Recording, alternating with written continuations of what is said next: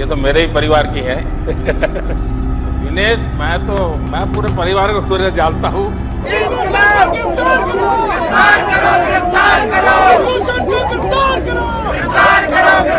क्या हम सबका दिल इतना निष्ठुर हो चुका है?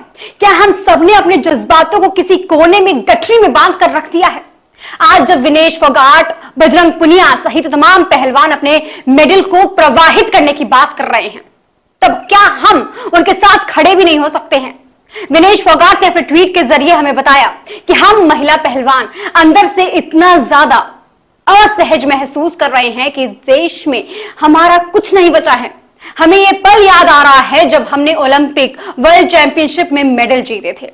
आगे उन्होंने लिखा कि 28 मई को जो कुछ हुआ वो आप सब ने देखा। पुलिस ने हम लोगों के साथ जो व्यवहार किया, हमें कितनी बर्बरता से गिरफ्तार किया। हम शांतिपूर्ण आंदोलन कर रहे थे, हमारे आंदोलन की जगह को भी पुलिस ने तहस नहस कर दिया, हमसे छीन लिया और अगले दिन गंभीर मामलों में हमारे ऊपर एफआईआर दर्ज कर ली है। क्या हम महिला पहलवान अपने साथ हुए यौन उत्पीड़न के लिए न्याय मांगकर कोई अपराध कर रहे हैं? यही नहीं दोस्तों, विनेश फोगाट ने अपने ट्वीट के जरिए आगे लिखा कि हम अब लग रहा है कि हम जीते क्यों थे। क्या इसलिए जीते थे कि तंत्र हमारे साथ ऐसा घटिया व्यवहार करे, हमें घसीटे और फिर हमें अपराधी बना दे। कल पूरा दिन हमारे कई महिला पहलवान खेतों में छिपती फिर रही थी। तंत्र को पकड़ना उत्पीड़क को चाहिए था, लेकिन वो पीड़ित महिलाओं को उनका धरना खत्म करवाने, उन्हें तोड़ने और डराने में लगा हुआ था। अब लग रहा है कि हमारे गले में सजे इन मेडलों का कोई मतलब नहीं रह गया है। इनको लौटाने की सोच भर से हमें मौत लग रही थी, लेकिन अपने आत्मसम्मान के साथ समझौता करके भी क्या जीना। यही नहीं, बहुत सारे लोग सवाल कर रहे थे कि आखिर पहलवान बार बार मेडल लौटाने की बात कर रहे हैं, लौटा क्यों नहीं देते? अब इस सवाल का जवाब भी सामने आ गया है। उन्होंने बोला कि ये सवाल आया तो अब हम सोच रहे थे कि किसे लौटाएं। हम राष्ट्रपति को लौटा दें, जो खुद एक महिला है। मन ने ना कहा, क्योंकि वो हमसे सिर्फ 2 किलोमीटर की दूरी पर बैठी थी, लेकिन हमारे को देखती रही, कुछ बोला नहीं। हमारे प्रधानमंत्री जी को, जो हमें अपने घर की बेटियां बनाते थे, मन नहीं माना, क्योंकि उन्होंने एक बार भी अपने घर की बेटियों की सुध-बुध नहीं ली, बल्कि नई संसद के उद्घाटन में हमारे उत्पीड़क को बुलाया और वो तेज सफेदी वाला चमकदार कपड़ों को फोटो खिंचा रहा था। उसकी सफेदी हमें चुभ रही थी, मानो कह रही है कि मैं ही तंत्र हूं। इस चमकदार तंत्र में हमारी कोई जगह कहां है?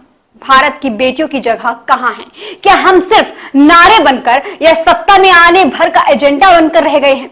ये मेडल अब हमें नहीं चाहिए। इन मेडलों को हम गंगा में बहाने जा रहे हैं, क्योंकि वह गंगा मां है। जितना पवित्र हम गंगा को मानते हैं, उतनी ही पवित्रता से हमने मेहनत कर इन मेडलों को हासिल किया है। ये मेडल सारे देश के लिए ही पवित्र है और पवित्र मेडल को रखने की सही जगह पवित्र मां गंगा ही हो सकती है। दोस्तों, इतना भावुक पोस्ट, क्या हम सब ने ये पोस्ट पढ़ने के बाद हमारे आंखों में पानी नहीं आया? क्या एक बार भी हमें पहलवानों की उस मेहनत को हमने नहीं देखा? जिस देश में इतनी बड़ी आबादी होने के बावजूद भी 2-2, 3-3 मेडल के लिए हम तरस जाया करते हैं, क्या उस देश में मेडल लाने वाले महिला पहलवानों के साथ इस तरीके की बर्बरता सही है? ये तमाम पहलवान अपने पवित्र मेडल को मां गंगा में प्रभावित कर देंगे और उसके बाद इंडिया गेट पर आमरण अनशन पर बैठ जाएंगे, क्योंकि इन पहलवानों के लिए मेडल के बिना जीना भी क्या जीना हो गया है। ऐसे में दोस्तों, इन पहलवानों को क्या इंसाफ मिलेगा? यही सवाल बार बार पूछा जा रहा है। क्या बृजभूषण शरण सिंह की गिरफ्तारी होगी? यही सवाल बार बार मन को खाया जा रहा है। जांच होगी या नहीं होगी? ये तमाम सवाल मैं आप पर छोड़ती जा रही हूं। आपकी जो कुछ भी राय हो कमेंट सेक्शन में लिखकर जरूर बताइएगा। चलती हूं, नमस्कार।